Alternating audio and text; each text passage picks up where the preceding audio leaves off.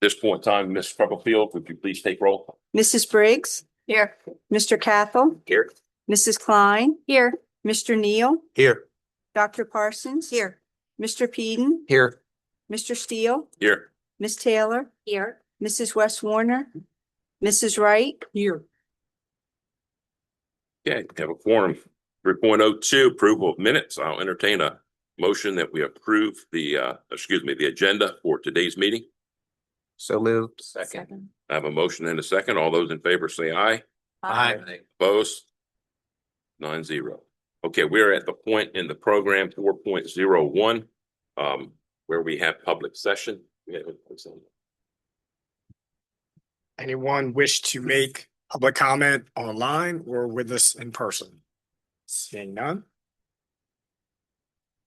Okay. Move on. Election of officers 5.01 through 5.03. We want to today, those of you, I think everybody's here, have nobody new, so we went through this last year as well.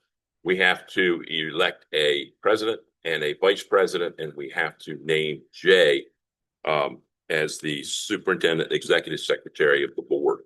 And there's a resolution, I believe, that Jay will be reading up in 6.01. I had Jay talk to our council on the process of what we go through when we do this. It has to be an open session and it has to be an open vote. And we do this the following way. I'll ask for nominations for president. The first nomination comes in, we ask for a second. We get a second, we ask for a vote. If we have a successful vote of 6 votes or more, that person becomes the president, we move on. If not, I ask for another motion for president. And we keep doing that until we have the offices of the president and vice president filled. Okay, any questions? Hearing none, 5.01. I'll entertain any motion from anyone who has a possible candidate for president of the board. I'd like to go ahead and nominate Mark Steele to be president of the board. Second. We have a motion and a second. All those in favor say aye. Aye. Opposed? Motion passes. Vice president of the board, 5.02.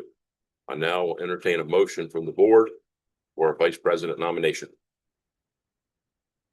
I move to nominate Ken Taylor for vice president. Second. I have a motion. I have a second. All those in favor say aye. Aye. Opposed? Motion passes. Unanimous. 5.03. I'll entertain a motion that we designate Dr. Jay Owens, superintendent, as the executive director to the Board of Education. Dr. Owens in that position. Second. Okay, I have a motion and a second. All those in favor say aye. Aye. Opposed? Motion passes unanimous. 6.01, Dr. Owens has a resolution that we have to read in the minutes. Thank you, Mr. Steele. Annually, we read into the minutes a resolution related to our approvals for our various funding sources. So it reads, be it resolved that the Indian River School Board authorizes the chief school officer or designee to open and close bank accounts when approved by the state treasurer as necessary to conduct the business of the Indian River School District. Be it further resolved that the following designated personnel be authorized to sign checks and other official documents of the Indian River School District. Checks of the Indian River School District's cafeteria accounts, that is the chief school officer, the finance officer, food service supervisor, and state treasurer. That requires 2 signatures. Checks for cafeteria holding accounts, that's your daily lunch receipts, deposited into accounts are cleared by writing a check to the Indian River School District cafeteria account at convenient intervals. That is approved by the cafeteria manager, building principal, supervisor of food services, chief school officer, and state treasurer, also requiring 2 signatures. The petty cash account approvals through the chief school officer, chief finance officer, and the state treasurer. Again, 2 signatures required. State of Delaware purchase orders, that's the chief school officer or designee, chief finance officer, designee. Electronic signatures are required as part of our ERP FSF process. Next are our state invoices. That's the chief school officer or designee, Chief Finance Officer, a designee, and electronic signatures are required as well. Pension and retirement documents, Chief School Officer, the Personnel Director, and Chief Finance Officer, 2 signatures required. And any other official documents that would require the Chief School Officer, Chief Finance Officer. And this needs to be approved by the school board, certified through my signature as well, and a notary. That concludes the resolution, Mr. Steele. Thank you. I'll entertain a motion that we approve this resolution and move forward. So moved. Okay, I have a motion moved. Have a second. Second. Have a second. All those in favor say aye. Can we just have a quick discussion? Sorry. Just quick discussion. Go ahead. So just one question. Who typically is the chief school officer? Is that the principal or? Chief School Officer is the superintendent, and Chief Finance Officer is Mr. Parker. So that's who signs the checks. They're, no, it's- they're all electronic through our FSF system primarily. Oh, I'm not aware of any actual checks now, but Okay. it's all through our electronic system. for like the district, so like really school district office. Yes. Okay. Yeah, actually, the state did away with paper checks this past year. I assume so. Yeah, I just didn't know if it was somebody per school, but it's not. Okay. The schools do, the principals do approve their overall budget. And then there's purchase orders that happen, but everything then flows back to the finance office. Thank you. Yes. Okay, Michelle? Yeah. Okay, I'm not. We had discussion. Okay, I now entertain a motion. I think I entertained a motion already. I have a second. So all those in favor say aye. Aye. Opposed? Motion passes unanimous. 7.01 fiscal year 27 local tax rates. Right, good morning, everyone. Had to get ready and practice saying good morning, because. Hold on a second. Good morning. Oh, you can get it like up a little bit. Can't hear it. That's not a good thing. We want to hear it. Hello, can you hear me now? There we go. It's better now, yeah. All right. Good morning, everyone. I had to practice that this morning because I was used to saying good evening as I get up here. So good morning. We have talked about our tax rates for the next year, the last couple meetings. And so this is the meeting that we need to vote on them. Real quick, I will go through the 4 different options that we presented at the last meeting.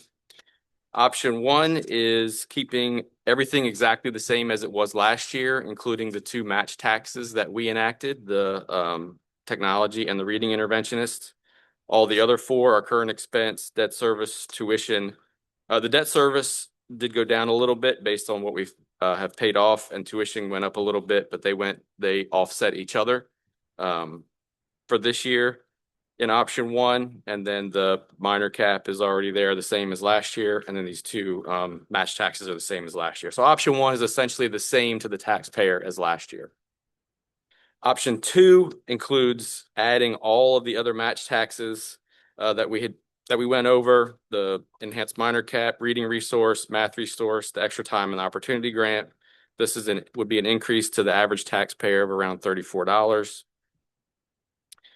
Option 3 is the option where we started with everything that we had last year, but we added the enhanced minor cap and reduced the debt service. This was the option where we felt this was the opportunity this year to dip into the debt service just a little bit to be able to get the funds that we need for some of our aging buildings this year. And then option 4, we put together as the 4 main tax line items remaining the same, but getting rid of the match taxes. So there's 2 options for decreasing the debt service. Yes. Mhm. So are there more options? Like what is the most that we can, I guess, decrease the debt service by?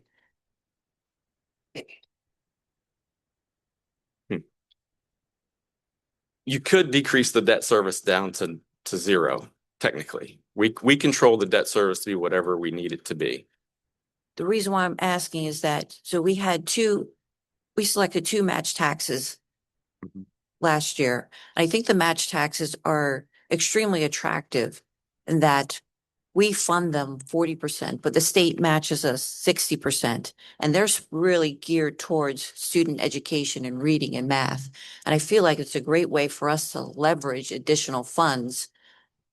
And I would really like us to see more match taxes to get this additional money Mhm. from the state in a way that, you know, it's not coming from our local taxpayers. Right. And I love the idea of decreasing the debt service. So what you came up with it's net neutral, revenue neutral. Right. So I was just wondering what the options were if we were able to select all of these highly specific programs for reading and math and substitute teachers, Right. if we could select them, maybe not all of them, but more of them. Right. By balancing with adjusting the debt service. Right. So I don't think that's one of the options. It is not. I don't think it would be wise to reduce it more than what we've recommended here in option 3. I think this year is again, based on the fact that we had one bond go away this year and we have one going away next year.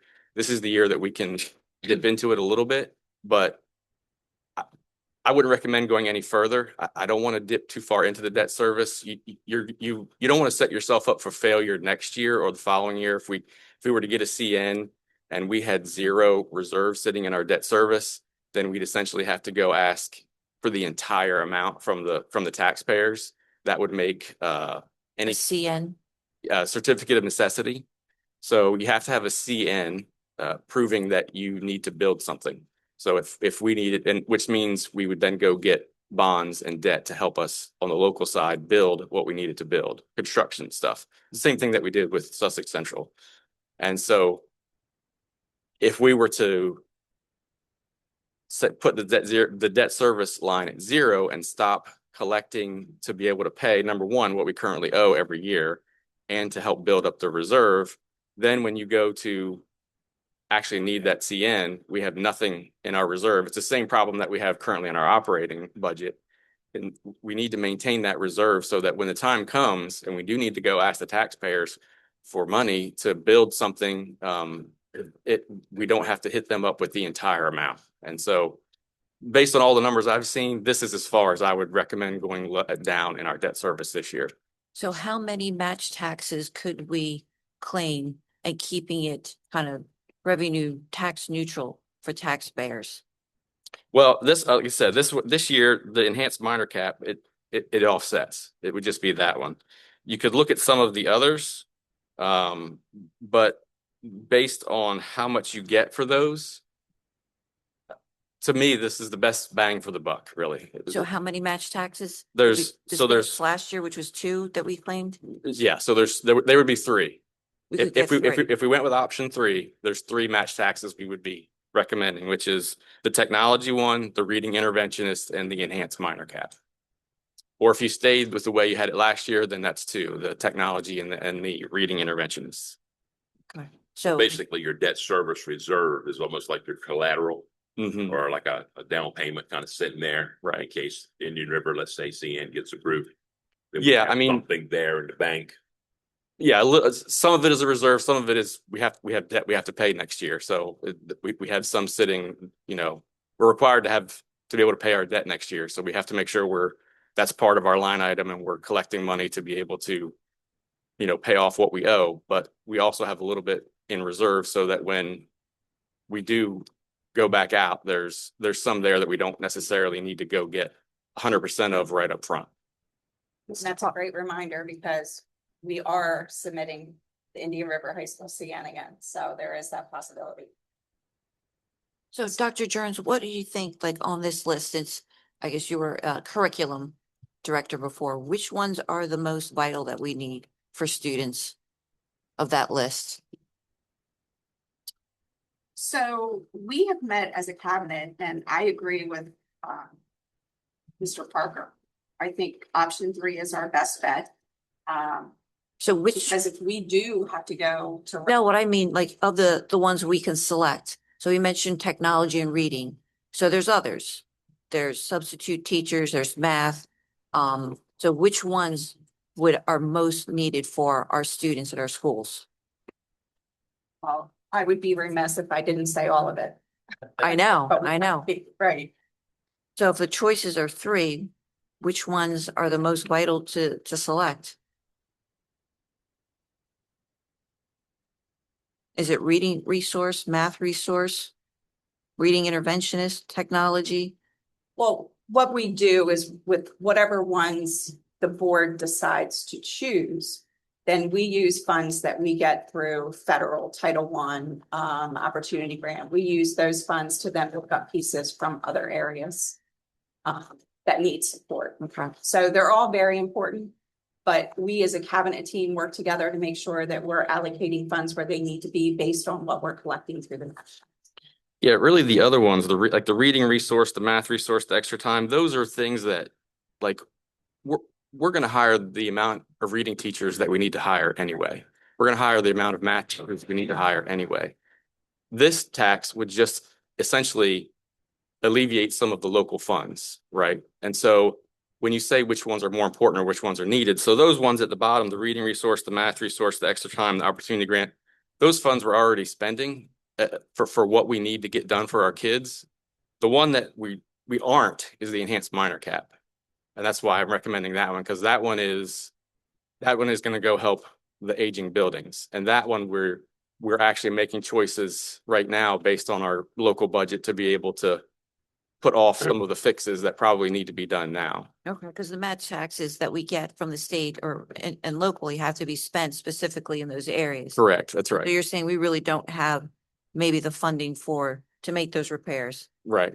So enhanced minor cap is what you'd recommend. Yeah, for sure. And the rest we're covering. Correct. Yeah. Where we're able to cover that in our local funds with what we need right now.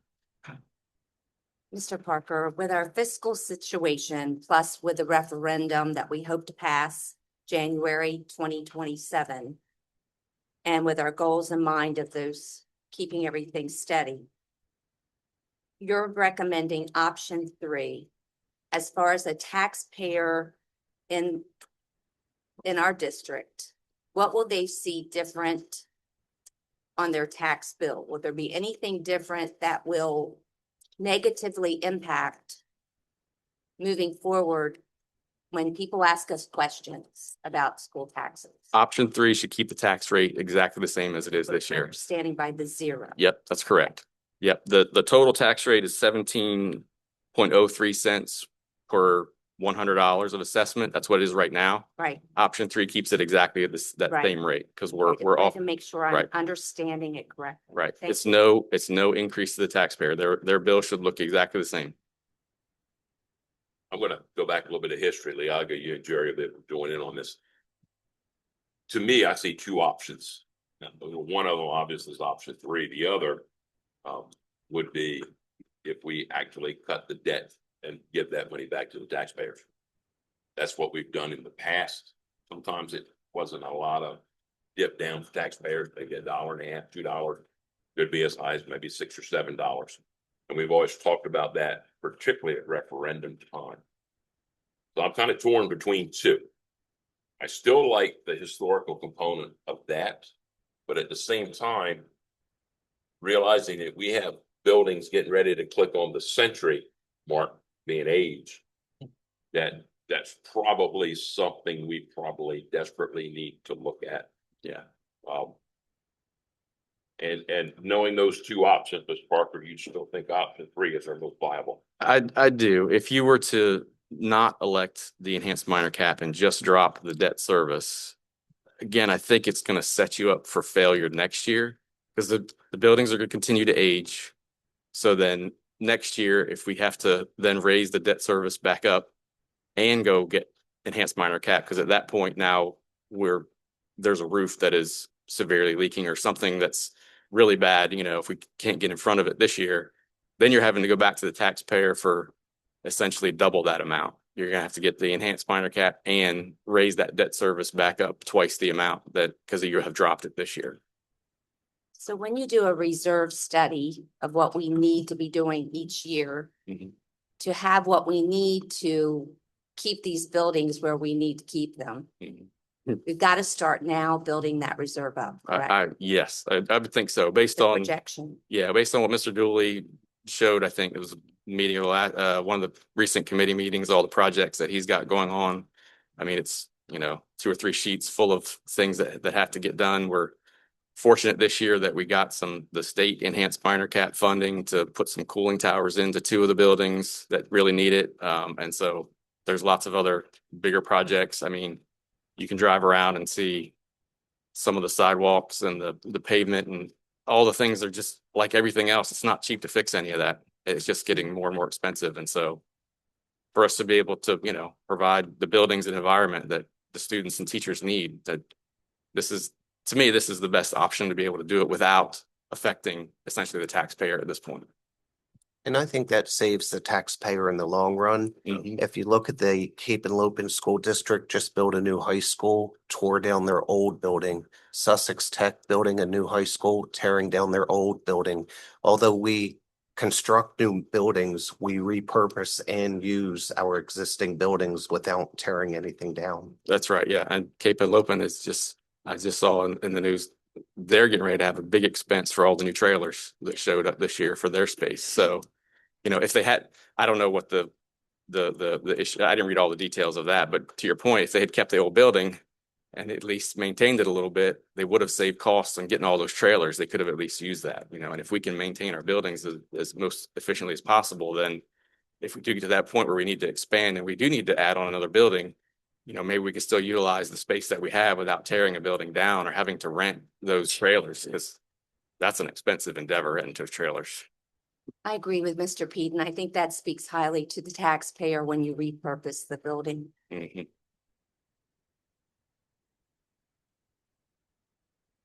So I guess what I'm hearing is that, you know, we're advocating for our students, we're advocating for the taxpayers. But I think we need to do a better job advocating for our taxpayers.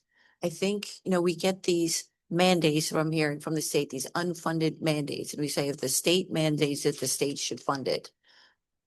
But I also think we need to do a better job of letting the state know what's going on. We meet here month after month. We're struggling with our energy bills, funding, care leave, extra substitute teachers. I'm pretty sure the state does not listen in on our school board meetings.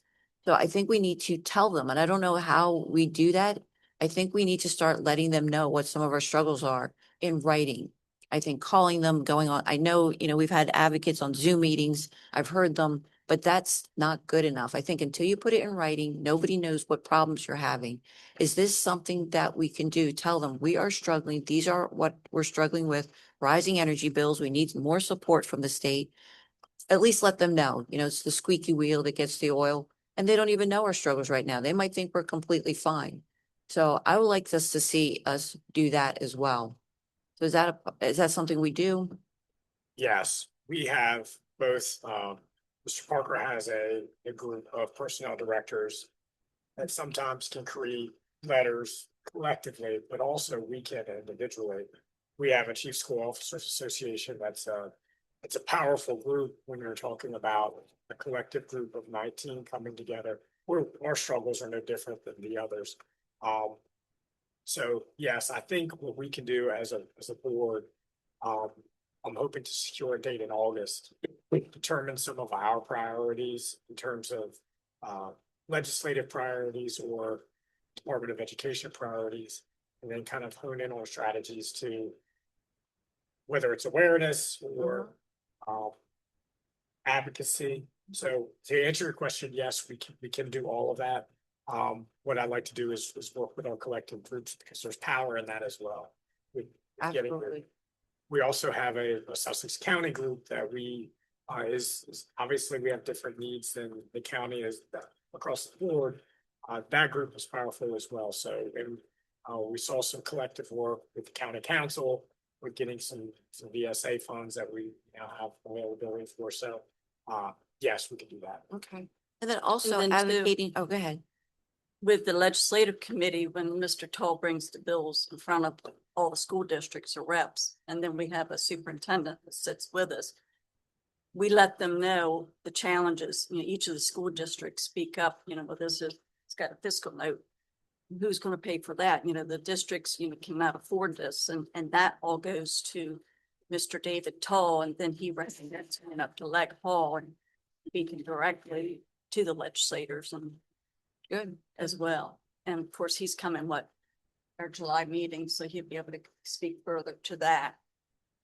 And then whenever choices we have, it goes to the directors and then they put in their, statements and opinions as well. So it comes from all the districts and the superintendent. We have represented us at those meetings, so. Need all the help we can get. We need all the help we can get. It Getting our covers message all out. areas and, we suggest a lot of things and then it goes how it goes sometimes. The DSBA also communicates with our federal delegation too. That's true. Dr. Owens, are there any meetings board members should be attending to help get our voice out there? Personally attend and show up because I support what you say. It's important. We'll kind of, I think what the first step would be to kind of set our priorities on what is most important to us. We know funding is a big one, and we have seats at those tables right now. So once we determine that, then yes, because there's different bills that we could go to, like all we do as superintendents and I do, and there's something that is impacting us specifically. There's also, we have representation at the DSBA meetings and the legislative meetings. That's a big help there, and then come back. All right, what's hot? What do we really want to voice our opinion on? That's another thing. There's always a public comment period. There's take a look at, I'm trying to streamline it a bit in my weekly update to the board, and then you should be able to click on some of those links. If there's something that we're really passionate about, and we can write in and give public comment. And again, our team from various levels, whether it's special ed or curriculum, finance, HR, we can collectively draft on as a district with board approval and submit as well. I know, Dr. Jones, you brought up in the cabinet interviews, the breakdown, that we need to be a voice heard. And that's something that's really, I think, a key point we need to focus on. I've been thinking that ever since the interviews and some of the survey results. There's many ways we can do it, but we got to think out of the box. And also, can we not think about not necessarily every meeting, but on a quarterly basis or whatever, just reaching out to our legislative people within our district and asking them to come and excuse me, and ask them to be a part of a conversation that we have, and it would be great that it's in public session so that the public hears the same thing. But if we don't get, we've talked, let's be honest here, we've talked about getting the district out here and doing things and getting the politicians in it and everything else. And we're still sitting here today talking about the same thing that we talked about a year ago. So squeaky wheel gets the grease. I understand it and I agree with it, but I think we got to do a better job at putting at least for us. Now, I'm quite sure, we've been the poster child for other things. We were when it became the constables. Indian River School District took the stand that, yes, we will do this. And then we had others follow. If we need to be the leader, then let's be the leader of the pack. And then the other districts want to come along with us, their strength in numbers. And as Jay said, I can't believe that every other district isn't going through the same thing we're going through. So let's at the next meeting decide what we're going to do and then move forward with take a stance on it and move forward, my personal opinion.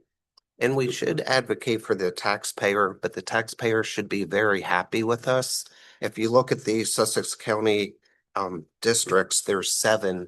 We are the 6th out of the 7th lowest tax rate out of all the districts. So we're very prudent with our expenses and watching how we spend the income. So they should be very proud of what we're doing. So I have I'll another share. question for you, Mr. Parker. Mhm. So we have the option to take all of these match taxes, and we're talking about going to referendum in 2027. So if we took all of the match taxes, what does that increase the tax rate by? And how does that compare to what we would ask for if we went to referendum?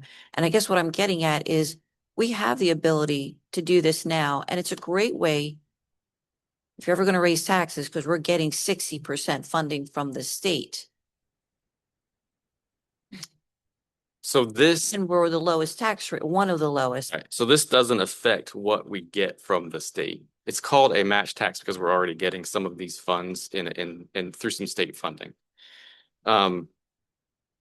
These additional match taxes would, I don't want to say would not affect the referendum. It would affect it a small amount as how much we might need to ask. But these are all, you have to use them for very specific things. Whereas a referendum needs to cover our operating expenses. That's the current expense line item there. And so if we were to get the reading resource one and the math resource and the extra time and opportunity grant, that would be great and would help us there. And we might be able to use some funds from that instead of using some of our local funds. But that would not make up enough for us to not require a referendum to cover all the Okay. rest of our operating expenses. I Because get, I can't pay any utilities with any of this money. right, right. I can't pay, the majority of our local fund teachers out of any of this money. So, those are So some are of you our biggest. also saying that opting in for these match taxes, other ones don't even do us any good? They do us good. They do. It would alleviate, like, for example, the math resource teacher. So that would, if we opted that to get that one, it would give us $165,000, which is $165,000 I wouldn't need to spend out of the local funds. But our deficit that we're going to need next year to go to referendum is a lot more than 165,000. Like, we need to raise in the millions of dollars. So I guess I'm just thinking long-term. Mhm. I don't see why we wouldn't take the match tax every single year because it's getting matched by the state. And if you take it every single year, you're not effectively increasing your tax rate year after year after year. You're just opting, just like we did 2 right, last year. We want to do 2 this year. right. So the taxpayer isn't paying any more. We would just have to do it one time, make it a little, and it's not very, but a little bit painful. And then after that, it's sustainable and it's very specific toward student education. I love that part, that it goes towards technology, reading intervention, reading resources, math resource, extra time, the opportunity grant for students who are really struggling, in addition to our enhanced minor cap. I just think at some point, it's probably an option that we need to consider taking. It's an option. That you can Any do. thoughts on that? Anybody else? What I'm hearing you say, and make sure I again get this right. With what Dr. Parsons is saying, and taking advantage of these match taxes now, that would then bring the taxpayers' amount up to what if we took them all? It would increase the average taxpayer by $34.33. Then Two. Yep. But in projecting down the road long-term, Mhm. with where we want to go and what we're going to need and building up the reserve, that's not enough. It would not, Keep doing that. correct. It would not preclude us from having to go to referendum next year. So there's, So my personal 2 cents is asking a taxpayer now $34, and then we're going to come and go ask a referendum in January. If I was a taxpayer, I wouldn't be necessarily too happy about that. I think because that is going to take more explaining to the taxpayer to say, because to me, their argument is going to be, you just asked me, you just took $34 from me. What do you need more money for? I think it's going to take a lot more explaining when referendum time comes to say, well, no, that $34 were for these specific things. We need our current expense to come up. And so I think it would cause a lot more pushback in January. That's my 2 cents. If you were to try to do all of them right now, so it's not referendum friendly. I wouldn't think so. Can anyone remind me what the proposed, well, last year's referendum, can anyone remind me what the average impact was to the taxpayer? The dollar amount? I do not remember. I think it was That was per year. That was Was it 100? Well, I know it's high. That was the increased amount It could be right. On average, I believe it was one. Yeah. I'll get it specific. in addition to what they're already paying. Okay. Now, Well, I don't think I understand the question. You're saying to the average, because some people's tax rate went down. Yes. So, yeah, kind of a confusing question and answer. Right. The tax, I don't want to make this muddier, but yeah, some folks' Proposed tax increase. taxes 'Cause did it go was down, but Revenue neutral. correct. But the formula was adjusted also to keep that. Well, the formula, I mean, the tax rate dropped dramatically because the assessed value went up like 20-fold. Yeah, so you're talking about two different things. You're talking about the reassessment. She's talking about the referendum. The referendum was going to raise people's taxes by a certain percentage. The reassessment raised some people and lowered others. Percent.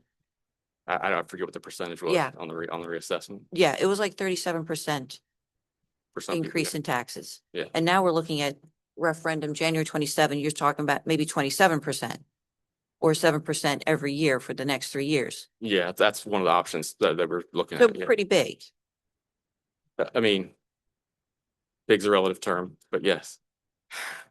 I mean, it's, If we're asking for, a referendum in 27%, but we want to play this marketing well, theory. it's not 27. 7% over 3 years is 21%. I'm sorry, 21%. And spreading it out gives people more time to be able to budget their funds, but that's, that's Percent systematically Mhm. in increments. Over 3 years. Right.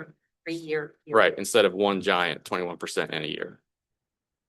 It allows for people to help catch up with, if they get raises in their jobs, it helps for a budgeting perspective from an individual's perspective on their bills. Yeah, that's what, if you're asking for, 7% annually and you have the ability to do it now with these match taxes, that's why I'm kind of confused that we're not asking for this now. We either need the additional funds or we don't. These, But it's not about the funds. It's not about the funds. We need the opportunity to use the funds for what we need to use the funds for. Energy. Mhm. I just throw some other terms out, let's just say transportation. correct. Yeah. None of these things this money can be spent for that. None of it. It does free up your local money. But you got to keep one thing in mind, the people that you hire for these positions, every year they're going to be in that step program. And even though they'll pay with this money, next year they're going to get that bump up. And if they go back to college, they're going to get a bump over. This is going to cost you money over a 10-year period. Where your referendum, on the other hand, gives us the flexibility that, hey, if we want to do this, we could, we don't have to. But it would give us the advantage of bringing back 100% of the staff we're entitled to. Because if we don't get 100, if we don't get a referendum through, that 90% may be down to 75 or 80% to keep our head above water. So what we need to say is and think about is this. Do you want your grandkids or you want your kids in a classroom of 40, 45 kids? Because that's where it's going to be. So we have to have flexibility to spend money and plan accordingly to the revenues that we have coming in and the expenditures we have going out. Match taxes limit that. They severely limit it. Last year was the first time we've ever done a match tax. Yes. And I can tell you that was pure survival. Pure survival. And looking back at it, as I came in tonight, I was even thinking maybe just give the debt service money back to the taxpayer. And, try to let them say, listen, we're not trying to tax you, because I guarantee you, Michelle, if we put these $30-some match tax out, we are going to be fried by our communities. I don't think that's true. I think we'll be fried. I think if you tell them, our students are struggling, if we tell them the only reason why we're spending these taxes, one, we're leveraging additional funding from the state and we're using it direct for student education. But you're talking about, we need a referendum to pay energy bills and other things that are just going up and up while we're not even looking at controlling our expenses. That's why I think it's so important for us to look at every single facility. What are our energy providers? How we can make ourselves more efficient? Because if we raise taxes, we're going to spend it more unless we really tighten our belts. The only thing I'm not saying what we're going to do here, but the only thing I like about these taxes is that it is directly towards student education, minus even the minor cap one. And at least we can say, this is going towards our kids. We raised it minimally to go directly to education. And then we still have a fight on our hands with rising energy bills and unfunded mandates. And then we need to make the public know, like, this is, this is what we're asking for. We're going direct to the state. We're letting them know what our problems are with rising bills and we need help. But that's all I think. I think at one point, if you don't do it this year, every year we should ask for these match taxes, and it will not become a tax rate increase after you do it that very first time. That's all I'm saying with this. And I think it's difficult when you say, we're not going to ask for it now because we're going to ask for a bigger one later. We either need it or we don't. And I think it's clear that we do need this, but it's a tough choice either way. Dr. I did go back, it was $268 per year, so it was broken. The reason there's confusion, we broke it down $22 per month, et cetera, so that's the average taxpayer. That was the ask last year. Mr. Steele is right. There was a healthy discussion this time last year because the board had never considered implementing a tax of this nature, and we were one of the first districts to hold out across the board. So these were the one upon analysis that we felt were most impactful last year at the time, and that was the recommendation then and now. So sorry, Mrs. Taylor. No, I was just gonna say, Mr. Parker, are you currently, we're keeping data analysis of what we're spending in every building and keeping what Dr. Parsons is asking. Maybe the board just needs to see a little more clear picture per building, where we are and what we're doing in those buildings, because I know you keep that, but we don't understand all of that. Yep, it's in our monthly financial report that we give. There's a building line It's item. right there, Mhm. but help me understand Yep. where I would look and Yep, wait, I keep could, track of it. Sure. That would help me. I could certainly do that at the next committee meeting. We can go through it deeper Perfect. and I can point all those out to you.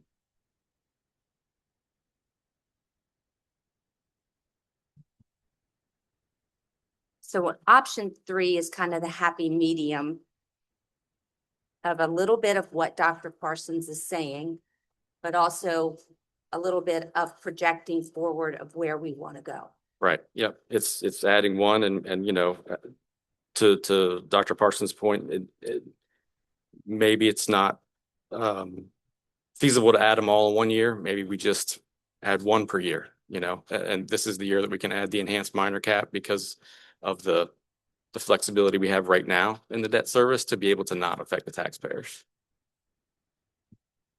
I think that sounds like really smart marketing to the public, that we're going to implement 3 match taxes, but it'll be neutral to the taxpayer.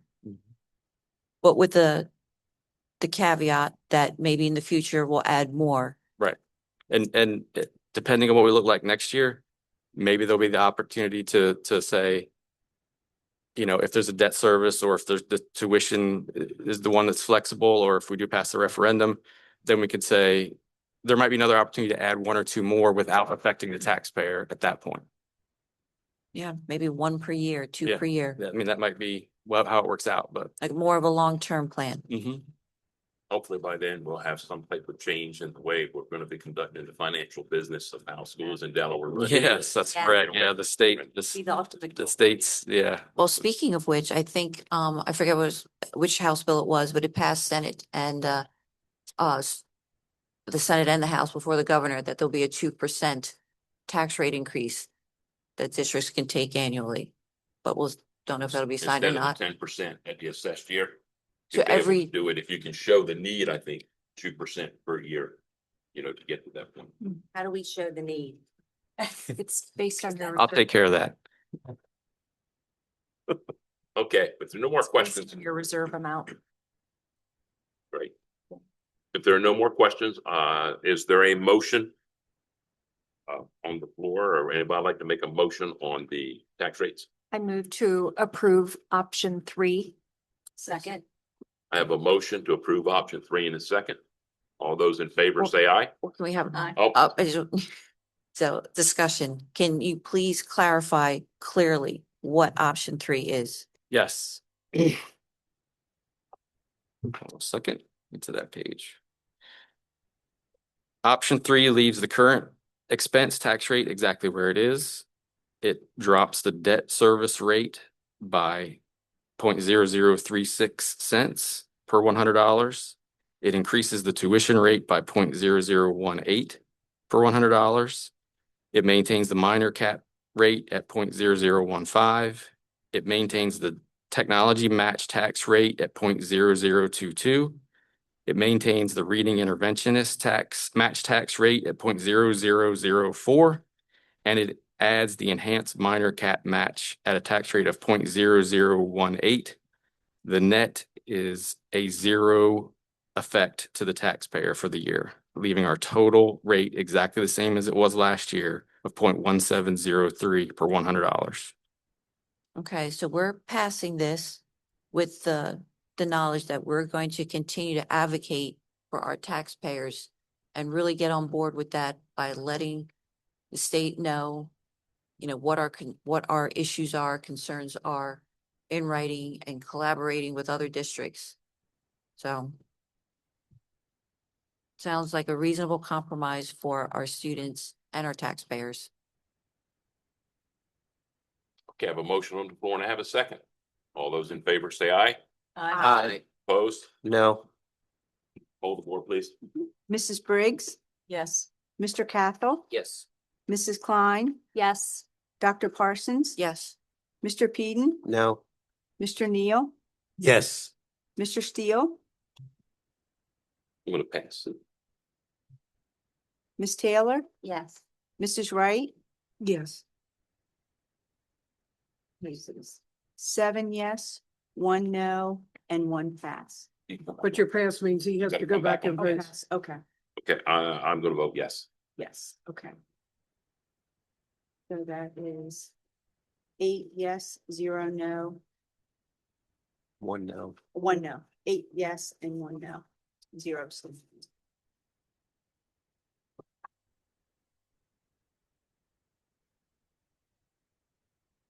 Okay, we are now at 8.01, public comment. Is there anyone in the audience that wishes to make a public comment? Anyone online, Mr. Mann? Okay, 9.01. I'll entertain a motion that we approve the personnel agenda for July 1st, 2026. Second. I have a motion and a second on the floor. All those in favor say aye. Aye. Opposed? Motion passes unanimous. 10.01, I'll now entertain a motion to adjourn today's meeting. So moved. Second? I have a motion and a second on the floor. All those in favor say aye. Aye. Opposed? Motion unanimous. Meeting is adjourned.